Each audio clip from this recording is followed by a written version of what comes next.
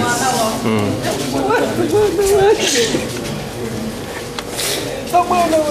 Emiranga n'ebiwoobe bibutikidde akabuga k'e Karugutu mu disitulikiti y'e Ntoroko. Omujaasi w'eggye lya UPDF Private Chris Amanyire bw'akubye amasasi mu badigize n'atta abantu 9 abalala ne bagendera ku bisago oluvannyuma naye ne yejja mu budde mu kiro ekyakeeseza olunaku lw'eggulo. Timanyire mbere birugirire kyonka bitandikira munda mu ndongo ya Islamu ati ku rugo okwo omusajja n'ateera kimwe abantu boona nabe.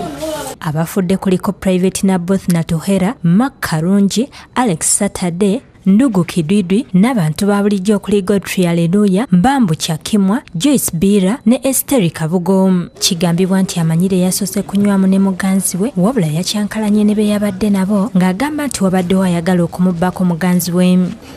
Mutasa kwawo ntegeera nga bukoze ki nga biwedde kumbe omuyayi agenze kuleta ki agenze kuleta emundu teyalabye oba omuwala yabaddemu omuwala wa teyabaddemu naye yakubye bukubi buli yabaddewo. Ono yazzeeyo mu nkambi y'e Kanyansi n'ajjayo emundu ye n'atandika okukuba buli amusala mu maaso amasasi n'oluvannyuma naye ne yetta. Abemusirikale bandi bamutiire abo bandi bamutiire then bamaze kumuteera yakwata kinege yaturukamu yagenda tutakimanyira mpaka agenze mu baraki kuleta omuntu yajja atuteera. Ambulance z'obwannannyini zeegasse ku badduukirize ne basomba abakoseddwa ne baddusibwa mu ddwaliro lya gavumenti e Fort Portal era kati abasawo bakola butaweera okutaasa obulamu bwabwe. Mpure isase lyokubanza nnyo nkitwala nti bintu bya Karugutu nuko bihuulika tinkifaaho. Mpura nelyakabiri ati mpura gateera kimutututututu ngenda kuyiruka ati ntamanya omusajja arugire nka kuli agarukire kuno aheeru ati asanga n'omusajja lubeera ali mu mulyango nawe amuteera isasi. Lie down and save my life.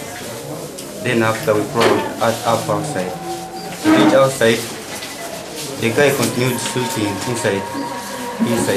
After he came outside shooting, now we ran, all of us. After being shot? Abooluganda n'emikwano bangi beeyiye ku ddwaliro lino okulaba ab'enganda zaabwe nga n'abasawo bwedda basanga obuzibu okutuusa obujjanjabi ku bakoseddwa olwa waadi n'enkuvu z'eddwaliro okujjula. Obujjanjabi bukoleddwa nga bayambibwako aba Fort Portal International Nursing School abagenzeyo okuyamba ku basawo b'eddwaliro eryo.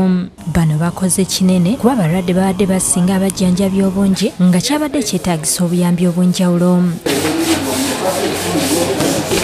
Omu ku basawo abasangiddwa mu waadi ya Sweta Dr. George Odong annyonnyodde embeera ebaddewo. 8 bodies were 8 of them were already dead by the time they were brought. One of them died here. Eggye lya UPDF liwadde abakoseddwa ensimbi akakadde kamu buli omu zibayambeko mu kujjanjabibwamu. Tutuuse okunyolwa n'okusaasira eri ab'enganda z'abagenzi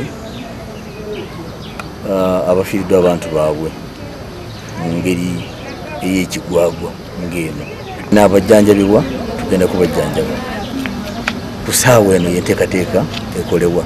Damba Wazir yakusakidde eggulire lino ku lwa Bukedde TV.